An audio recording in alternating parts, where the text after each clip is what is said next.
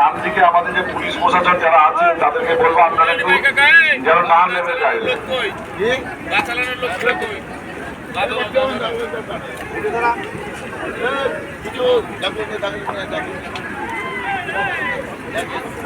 পার্কের সামনে গেটের সামনে যে সকল দর্শনার্থী আছে আপনারা নেমে যান, নিচে নেমে যান। পার্কের গেটের সামনে যে সকল দর্শনার্থী আছে আপনারা নিচে নেমে পৌরসভার তার পিছনে চালিয়ে রাখবেন, নিয়ে চলে আসুন।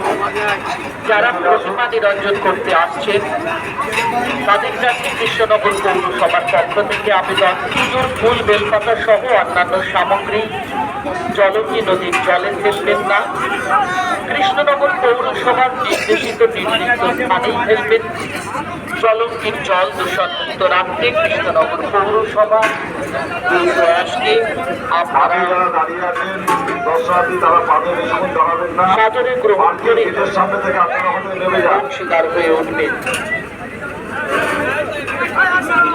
পার্কের যে গেট ওখান থেকে আপনারা সবাই নেমে যাবেন।